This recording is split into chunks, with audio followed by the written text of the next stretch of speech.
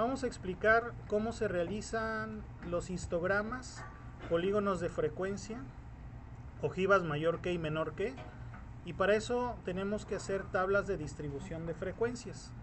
El día de ayer tomamos estos 30 datos y nos piden lo siguiente: construir una distribución de frecuencias con 5 intervalos, construir los histogramas y las ojivas, ¿no? Entonces, el procedimiento fue llevando a cabo estos pasos. Primero, determinar el valor mayor del conjunto de datos con la función max. Agarras max, seleccionas, cierras. OK. También tenemos que identificar el valor menor. Le ponen min, busca el valor menor de todo el conjunto de datos y ahí lo tiene. Ese es el paso 1, identificar el valor máximo y el valor mínimo con esas funciones.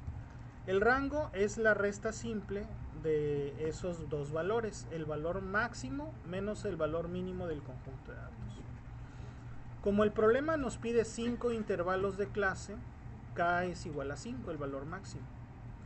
Y el ancho de clase es la división de todo el rango entre el número de clases.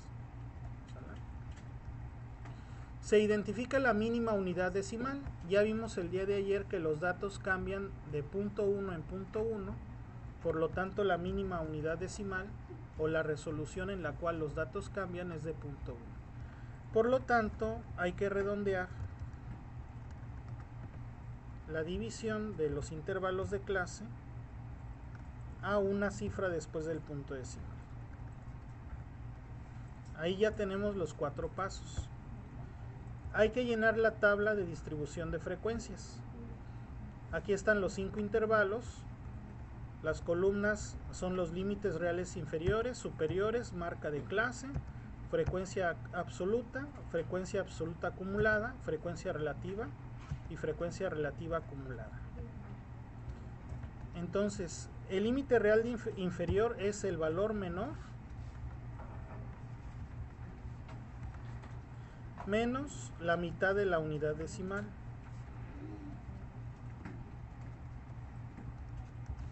¿Sale? Aunque aquí aparece como .7, es 1.65. Y el valor superior de todas las clases es el valor inferior más el ancho de clases. Como recuerdan, el valor inferior de la clase siguiente coincide con el valor del intervalo superior de la clase anterior. Y como el ancho de clase siempre va a ser el mismo, podemos correr la fórmula dejando como celda absoluta el valor del ancho de clase y lo corremos hacia abajo. Como saben, la marca de clase es el valor promedio entre el límite inferior y superior de cada clase. ¿Sale? La frecuencia absoluta, con esta fórmula que explicarla excede el alcance de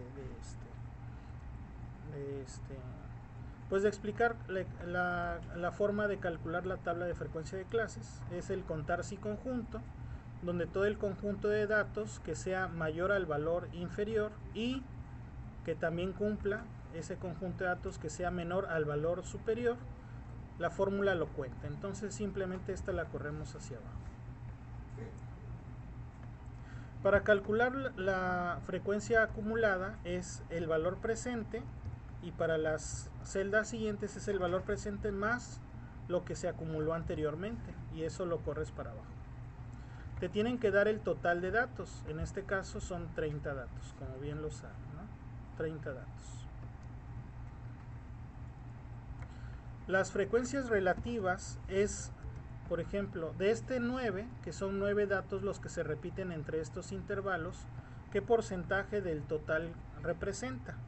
Como el total son 30 datos, pueden escribir el 30 o invocarlo desde esta celda, ¿no? Como celda absoluta. Y lo corres para abajo.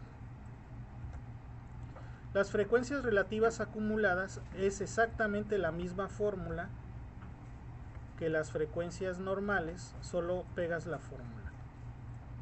Y eso es todo.